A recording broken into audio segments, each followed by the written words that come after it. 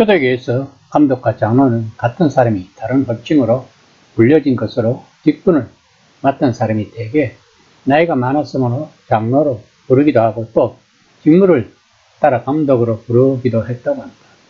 앞 3장 1에서 7절까지는 감독의 자격에 대해 말했지만 오늘 본문에서는 장로의 책임과 존경과 디모데의 개인적인 책무에 대해 다루고 있는 내용입니다. 5장 17에서 18절입니다. 잘 다스리는 장로들은 배나 존경할 자로 알되 말씀과 가르침에 수고하는 이들에게는 더욱 그리할 것이니라. 성경에 일렀으되 곡식을 밟아 드는 소의 입에 망을 씌우지 말라 하였고 또 일꾼이 그 삭을 받는 것은 마땅하다 하였느니라. 본문에서 장로들은 배나 존경할 자에서의 단어의 뜻은 사회적 존경이 아닌 돈을 가리킨다고 보는 것이 자연스럽다고 신학자들은 주장합니다. 그 이유는 두 개의 인용문이 뒷받침합니다. 하나는 소가 열심히 일하고 있을 때에는 입마개를 씌우지 않는다는 것이고 다른 하나는 예수님이 인용한 일꾼들은 보수를 받는 것이 마땅하다는 것입니다. 이 부분은 고린도전서 9장 3절에서 11까지와 연관이 되어 있는 것을 알 수 있습니다. 그런데 초대교회 당시 대다수 사람들은 가난한 삶을 살았을 것인데 바울은 왜 이런 말을 했을까요? 이것은 오늘날 교회 사역자들에게도 적용하기가 어려울 것입니다. 오랜 세월 교육자는 당연히 다른 사람들만큼 벌어서는 안 된다고 주장했습니다. 또한 교육자들에 대해 재정 지원이 동일한 전문 자격을 가진 이들보다도 적다는 것을 잘 알고 있는 것이 현실입니다. 또한 복음을 선포하고 하나님의 백성들을 돌보기 위해 다른 수익성 좋은 직업을 포기하고 기꺼이 엄청난 희생을 하려는 사람들이 있지만 가족들 때문에 그렇게 할 형편이 안 되는 이들도 많이 있다는 것입니다.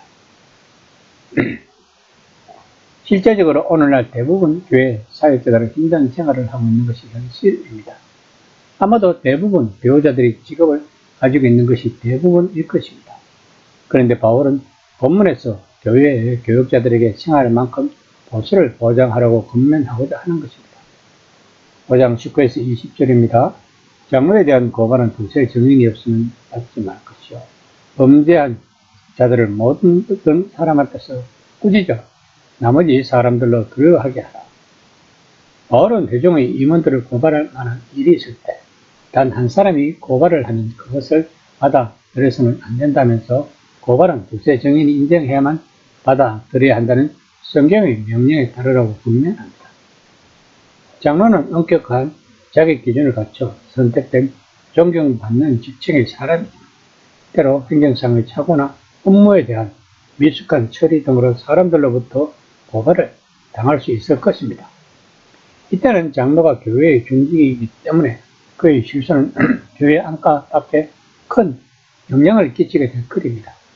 또한 이런 경우 악의적인 중상과 노력에 의해 고발 당할 경우도 있을 것이므로 신중하면서도 지혜롭게 처리하라고 권면하고 있는 것입니다. 또한 본문에서 범죄한 자들은 장로들을 말하고 있을 것입니다. 즉 두세 사람의 증언으로 그가 범죄함이 밝혀지면 엄격히 책망하여 다른 사람들로 하여금 두려워하여 범죄치 않도록 하려고 강조합니다. 5장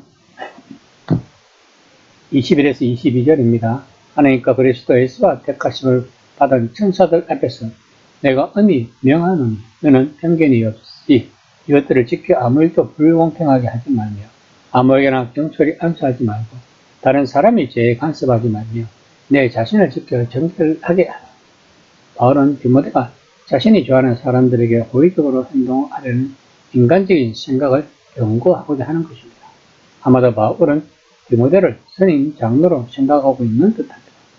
본문은 장로들의 성사 문제를 다룰 때 주의해야 할 사항을 지적하고 있습니다. 지도자의 성사 문제를 다루는 것이 매우 중요한 문제임을 일깨울과 동시에 마음이 착하고 여린 디모데에게 다시금 확신과 용기를 쏟아주기 위하여 천사들 앞에서 엄히 명한다고 말하고 있는 것입니다. 또한 본문에서 경솔히 안수하지 말라고 한 것은 장로를 임명할 때 아니면 일반 직분을 임명할 때 공개적으로 행하는 의식인지 아니면 새로운 인물이나 이교도를 받아들일 때 행하는 의식인지는 분명치 않습니다. 그러나 성격적인 결함이 있거나 자격이 충분히 갖추어져 있지 않는 사람이 장로직을 맡게 되면 교회 안에 많은 문제가 생길 뿐만 아니라 불신자들로부터 비난과 조롱의 대상이 되기가 쉽다는 것을 경고하고 있는 것입니다. 이는 적합하지 않은 사람에게 안수를 하게 되면 안수한 사람들이 다른 사람들이 죄 짓는 일에 동참하는 것이 될 수 있다는 것입니다.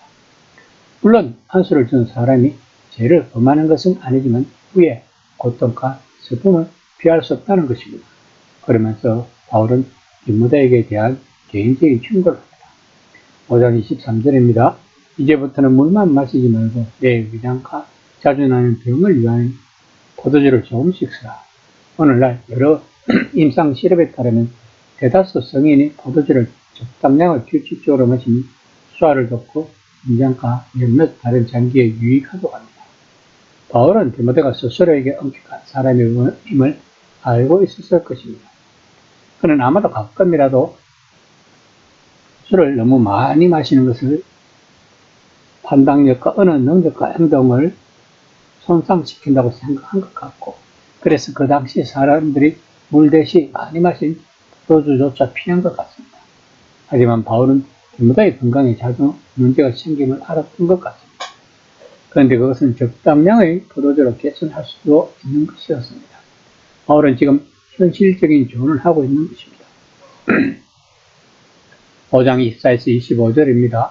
어떤 사람들의 죄는 밝히 드러나 먼저 심판에 나아가고 어떤 사람들의 죄는 그 뒤를 따르나니 이와 같이 선행도 밝히 드러나고 그렇지 않은 것도 숨길 수 없느니라.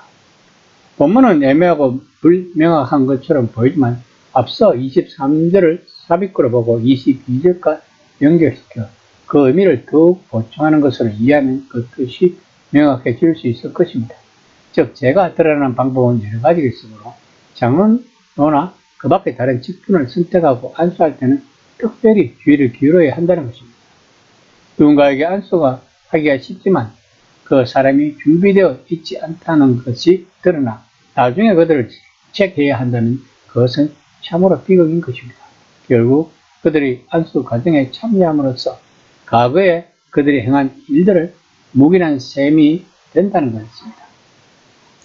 오늘날 교회에서도 교육자의 악한 행위를 보고도 오랜 시간 못 본 척하여 깊은 공개에 처한 사례가 많다는 것을 알 수 있습니다.